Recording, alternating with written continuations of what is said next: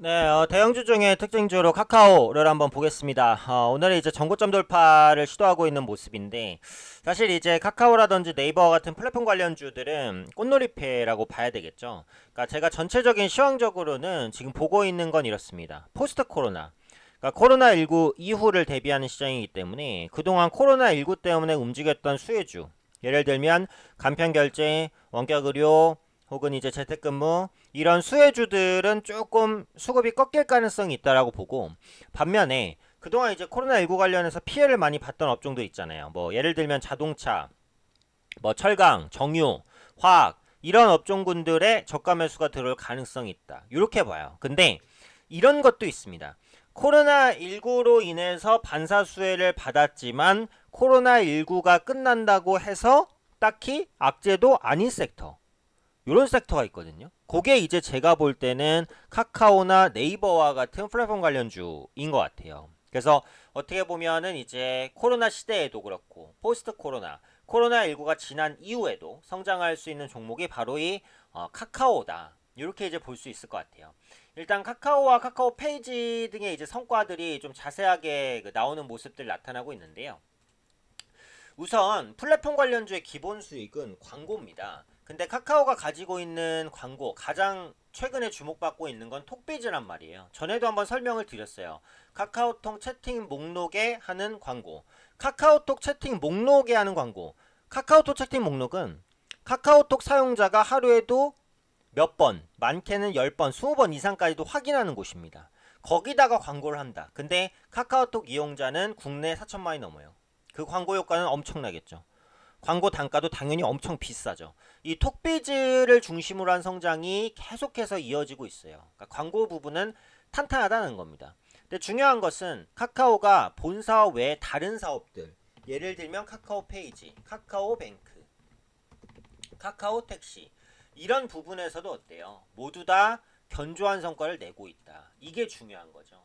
일단 카카오 그 페이지 같은 경우 어, 일일 IP 거래액이 20억을 돌파했다라는 소식이 있었습니다. 이게 이제 업계 최초라고 하거든요. 그러니까 카카오 페이지는 여러 가지 이제 카카오 관련된 콘텐츠를 제공하는 업체잖아요. 그래서 국내라든지 뭐 일본, 해외 이런 곳에서 유통된 카카오 페이지의 IT 트래픽, IP 트래픽 통합 거래량이 20억 원을 넘었다라는 겁니다. 굉장히 급성장을 보여주고 있다라는 거예요. 특히 카카오 페이지 같은 경우에는 이제 주로 그 만화라든지 이런 콘텐츠를 제공을 하는데, 이번 코로나19 때문에라도 이 콘텐츠 부분이 급성장을 했다라는 겁니다. 그래서 카카오 페이지 같은 경우 그 K스토리라는 IP를 성장 동력으로 해서 올해 중국과 대만, 태국, 아시아, 북미 계속해서 이제 해외 진출을 노려가고 있는 시장이고, 지금 국내 같은 경우 아시겠지만 웹툰 시장이 엄청나게 크잖아요. 근데 이제 만화 강국이라고 하면 일본을 또 빼놓을 수가 없는데, 일본은 아직 웹툰이 그렇게 크게 활성화되지 않았습니다. 아직도 종이 만화가 일반적이에요.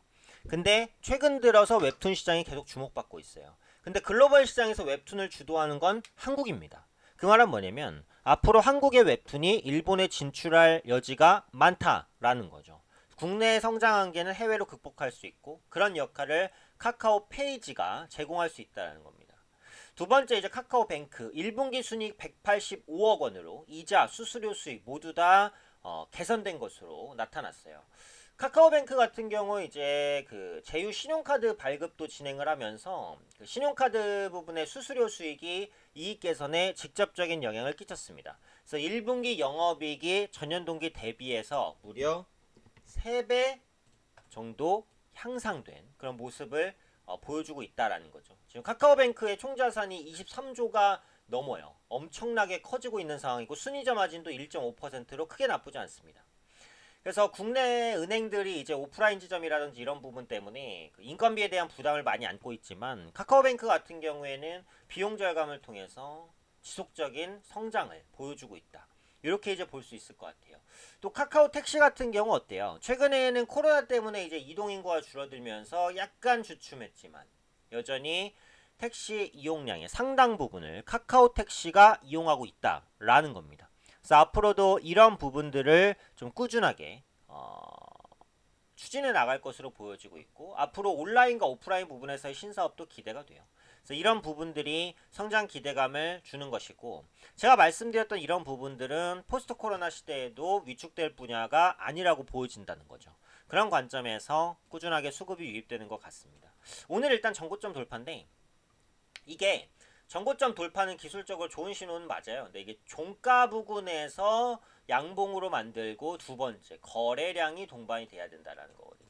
그러니까 이게 전고점을 기술적으로 이 고점을 그러니까 요 고점을 이렇게 뚫어냈을 때 요게 뚫어내는 게 좀 강한 뚫음이다라고 보려면 일단 종가 부근의 양봉이 이 고점을 돌파한 채로 마감이 돼야 되고 거래량도 이전 거래량 대비 뭐 2배 정도까지는 형성돼 주는 게 좋아요. 그래서 오늘 카카오는 지금은 이제 진입하기가 좀 기술적인 부담이 있죠. 오늘 종가 부근에서 거래량 동반, 깨끗한 양봉 이런 부분들을 좀 확인한 이후 그런 양봉들이 만들어진 이후에는 좀 더 우상향할 가능성이 높다라고 보니까 네이버도 사실 뭐 비슷한 관점으로 볼 수도 있거든요. 카카오와 네이버 같은 플랫폼 관련주들 앞으로도 꾸준한 성장성 좀 부각될 것으로 기대되고 있습니다.